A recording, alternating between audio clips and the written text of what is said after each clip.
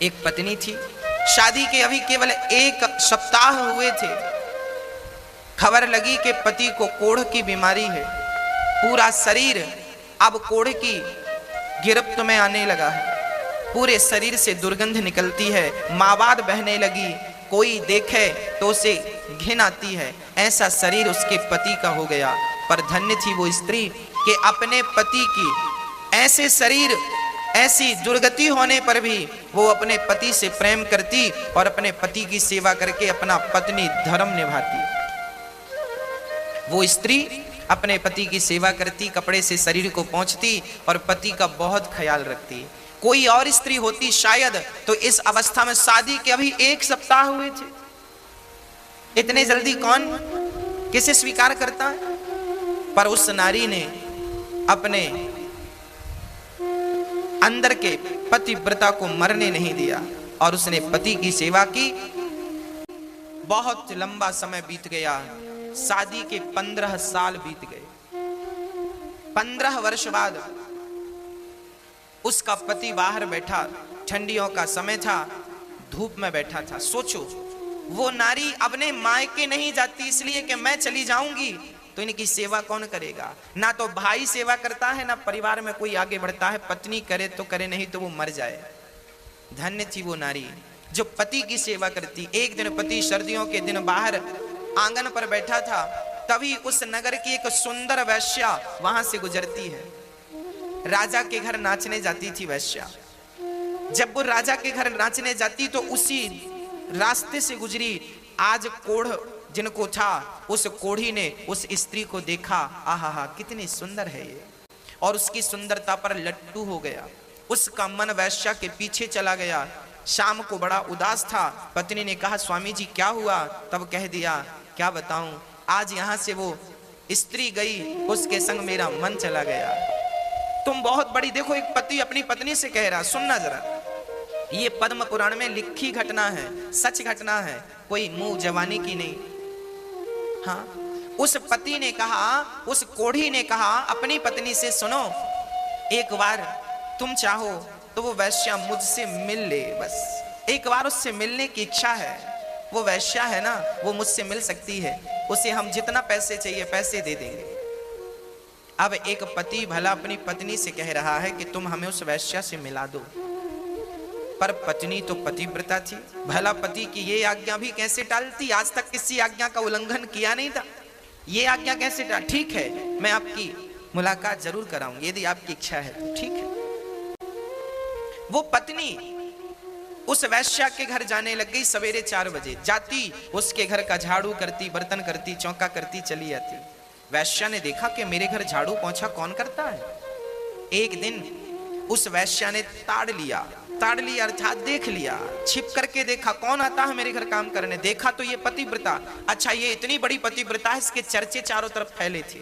लोग जानते थे कि फलाने की पत्नी बड़ी पतिव्रता है, पति को कोढ़ है, फिर भी वो सेवा करती है, घृणा नहीं करती, नफरत नहीं करती, उसे घिन नहीं आती।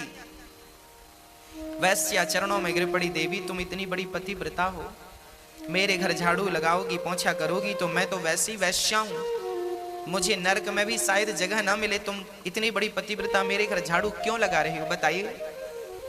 तब वैश्या से कहा पतिव्रता स्त्री ने, देखो देवी, मेरे पति का मन तुम पे आ गया है, तुम मेरे पति को एक बार मिल लो और उनकी इच्छाओं को पूरा कर दो। जब इस प्रकार का निवेदन एक पतिव्रता नारी ने उस वैश्या से किया, वैश्या को पता था कि इसके पति को कोढ़ का रोग है, शरीर से दुर्गंध निकलती है, परंतु आप कह रही हो तो ठीक है, कल शाम के समय, कल रात्रि के समय आप अपने पति को मेरे घर ले आना, मैं उनसे जरूर मिलूंगी, भेंट करूंगी, ठीक है। अब ये पतिव्रता नारी अपने पति को ये समाचार सुनाती है कि वो आपको कल मिलेंगी। अब तो ये पति बड़ा प्रसन्न हो गया।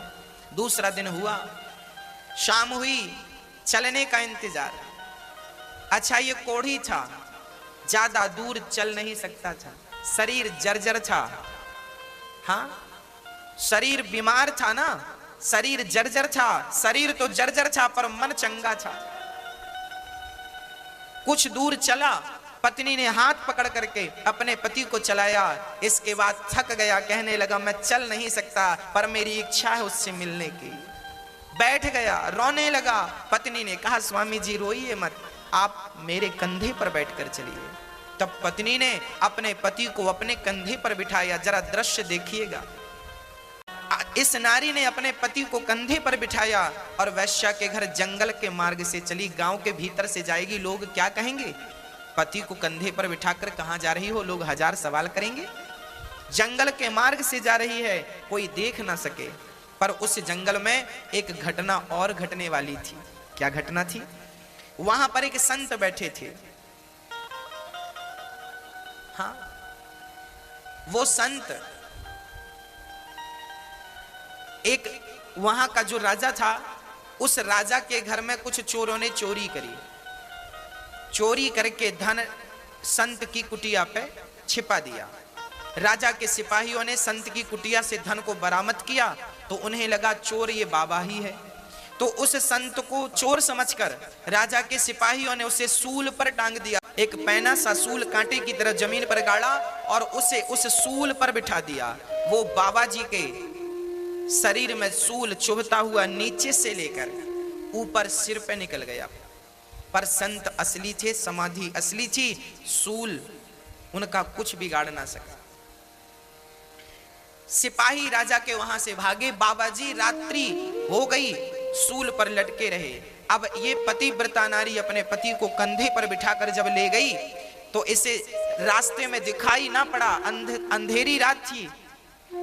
तो इस नारी के कंधे पर जो पति बैठे थे, पति का सिर बाबा जी के पांव से टकरा गया और जैसे ही टकराया बाबा की समाधि खुल गई। बाबा ने श्राप दे दिया, जिसने मेरी समाधि भंग की वो सूर्य उदय होते ही मर जाएगा। अब जैसे ये श्राप लगा तो कोढ़ी राम तो लगे रोने, मैं तो गया काम से। वो तो लगा रोने, वैश्या को भूला, सब कुछ भूला, लगा रोने, मैं तो गया काम से, मैं तो मर गया।